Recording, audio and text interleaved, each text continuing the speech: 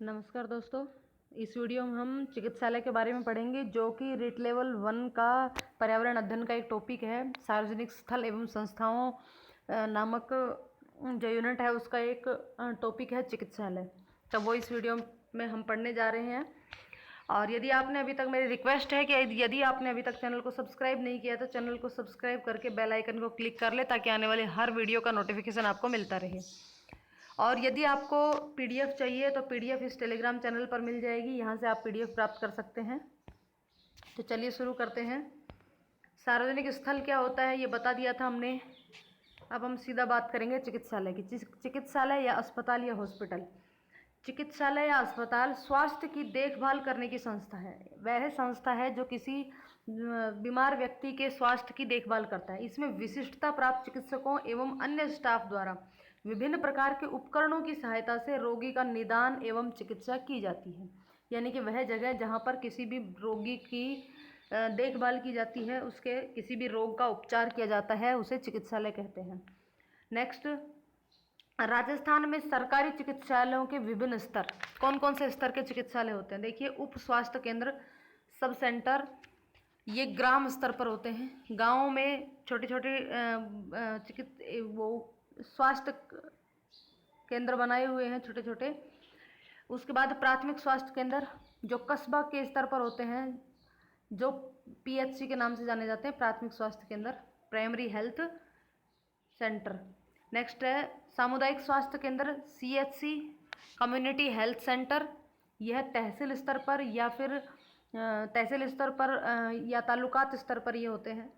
उसके बाद खंड स्तर पर राजकीय चिकित्सालय जो कि खंड स्तर पर होते हैं। डिस्पेंसरी, औषधालय, छोटे छोटे दवाखाना होते हैं, डिस्पेंसरी होती है। मातृत्व एवं शिशु स्वास्थ्य केंद्र, ये हर गांव में आंगनवाड़ी होती है, जहाँ पर जो छोटे बच्चे होते हैं, जो पैदा होने से लेकर के 5 साल तक के बच्चे होते हैं, और गर्भवती महिलाएं होती हैं, उनके स्वास्थ्य की देखभाल करने की जिम्मेदारी इन आंगनवाड़ी केंद्रों पर की जाती है। अब ये तो हमने बात करी थी सरकारी चिकित्सालयों का स्तर के आधार पर।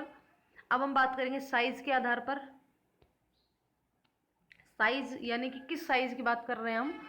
देखिए, बेड के साइज के आधार पर कि कौन से हॉस्पिटल में कितने बेड हैं, उस आधार पर किस प्रकार से इसका वर्गीकरण है। शिक्षण अस्पताल, शिक्षण अस्पताल का मतलब है कि ट्रेनिंग हॉस्पिटल, जहाँ पर ट्रेनिंग वगैरह दी जाती हैं, जो बड़े बड़े ट्रेनिंग सेंटर्स होते हैं, उनमें 500 से ऊपर बेड होते हैं, 500 या उससे ऊपर बेड होते हैं। जिला अस्पताल जो होती है उनमें 200 से 300 बेड की सीमा होती है। तालुक अस्पताल या फिर तहसील स्तर पर जो होती हैं उनमें 50 से 200 बेड की कैपेसिटी होती है। कम्युनिटी हेल्थ सेंटर, सीएचसी पर जो है वो 30 से लेकर के 50 बेड तक की उनकी कैपेसिटी होती है। और प्राथमिक हेल्थ सेंटर जो पीएचसी होती हैं उन पर 6 से लेकर के 10 बेड की उनकी कैपेसिटी होती है। अब उद्देश्य के आधार पर अस्पतालों का वर्गीकरण। शिक्षण एवं सह अनुसंधान हॉस्पिटल, यानी कि ट्रेनिंग और ट्रेनिंग एंड रिसर्च के आधार पर जो हॉस्पिटल्स होते हैं, जिनमें ट्रेनिंग वगैरह करवाई जाती है और कुछ रिसर्च यानी कि अनुसंधान किए जाते हैं, कुछ रिसर्च किए जाते हैं। कुछ होते हैं सामान्य हॉस्पिटल, जो मोस्टली राजीव गांधी सरकारी अस्पताल जो होते हैं, जो राजीव गांधी के नाम से चलते हैं, ये होते हैं सामान्य अस्पताल। फिर कुछ विशिष्ट हॉस्पिटल होते हैं जो स्पेशलिस्ट होते हैं किसी न किसी एक चीज़ के, तो वो होते हैं स्पेशलिस्ट हॉस्पिटल यानी कि विशिष्ट हॉस्पिटल। और फिर कुछ होते हैं आइसोलेशन हॉस्पिटल, जो आइसोलेशन के काम आते हैं, वो होते हैं आइसोलेशन हॉस्पिटल। अब हॉस्पिटल के अंदर जब हम एंट्री करते हैं तो हम हॉस्पिटल के अंदर भी 2 विभाग होते हैं। एक होता है ओपीडी और एक होता है आईपीडी। ओपीडी वो होता है जब जैसे मान लो हमारे कुछ हो गया, जैसे खांसी, जुकाम, बुखार, नॉर्मल बीमारी होती है, तो हम जाते हैं और वहाँ पे पर्ची कटवाते हैं और डॉक्टर से मिलते हैं। डॉक्टर जो भी सजेशन देता है, दवाइयाँ वगैरह देता है, इंजेक्शन वगैरह देता है, वो लेकर के हम वापस अपने घर आ जाते हैं। तो वहाँ जो ये सब प्रोसेस कहाँ हुई? ओपीडी में हुई।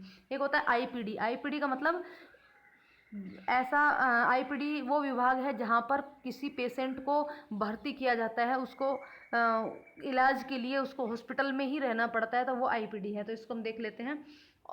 आधुनिक अस्पताल की आवश्यकता अत्यंत विशिष्ट हो गई है। प्रत्येक अस्पताल एक बहिरंग विभाग और एक अंतरंग विभाग होता है। बहिरंग मतलब ओपीडी और अंतरंग मतलब आईपीडी। इसका निर्माण वहाँ की जनता की आवश्यकताओं के अनुसार किया जाता है।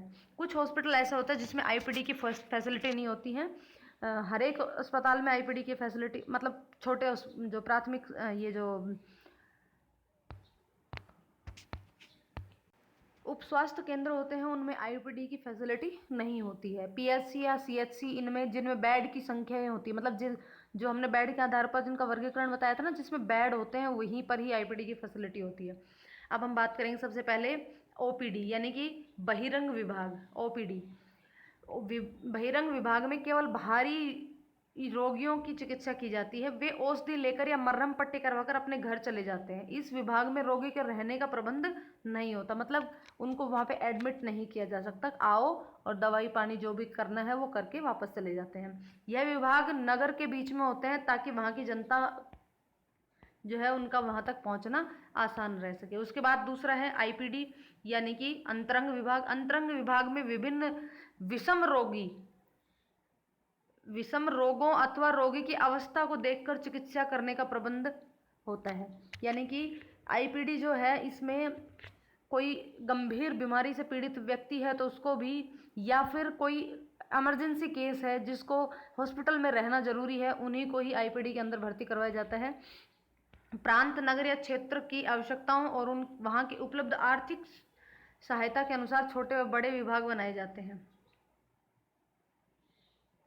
यहाँ पर थोड़े बहुत रोगी यानी कि 10-12 रोगी से लेकर के सहस्त्र रोगियों को रखने की भी व्यवस्था होती है। उसके बाद ये जो सीएचसी होता है, सामुदायिक स्वास्थ्य केंद्र, खंड मुख्यालयों में स्थापित होने वाले सरकारी स्वास्थ्य केंद्रों को सामुदायिक स्वास्थ्य केंद्र कहते हैं। इसमें 30 से लेकर के 50 बेड तक की कैपेसिटी होती है और इन चिकित्सालयों में जो चिकित्सा कर्मी होते हैं इनको चिकित्सालय परिसर में ही रहने की व्यवस्था की हुई होती है।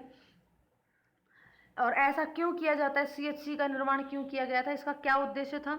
सदर अस्पतालों का बोझ कम करने और ग्रामीण क्षेत्रों में बेहतर चिकित्सा सुविधा उपलब्ध करवाने के लिए सीएचसी की स्थापना की गई थी।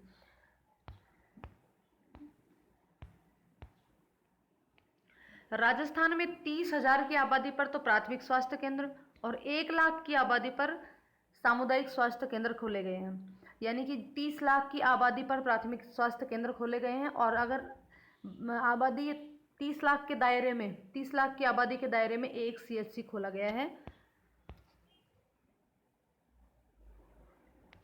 राजस्थान के चिकित्सा एवं स्वास्थ्य मंत्री जो है वो है फिलहाल डॉक्टर रघुनाथ शर्मा, और चिकित्सा एवं स्वास्थ्य राज्य मंत्री जो है वो है डॉक्टर सुभाष गर्ग।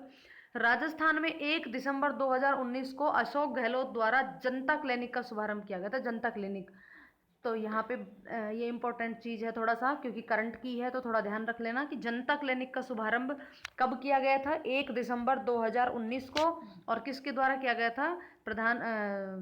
मुख्यमंत्री अशोक गहलोत के द्वारा। राजस्थान में मुख्यमंत्री अशोक गहलोत के द्वारा 1 दिसंबर 2019 को जनता क्लिनिक का शुभारंभ किया गया था। तो उम्मीद है आपको ये वीडियो पसंद आई होगी। यदि वीडियो पसंद आई हो तो वीडियो को लाइक और शेयर करें, और यदि आप अभी चैनल पर अभी नए हैं तो चैनल को सब्सक्राइब जरूर कर लें और साथ में बेल आइकन को क्लिक कर लें ताकि आने वाली हर वीडियो का नोटिफिकेशन आपको मिलता रहे। इनसे संबंधित क्वेश्चन आंसर भी आपको आगे मिलते रहेंगे। धन्यवाद।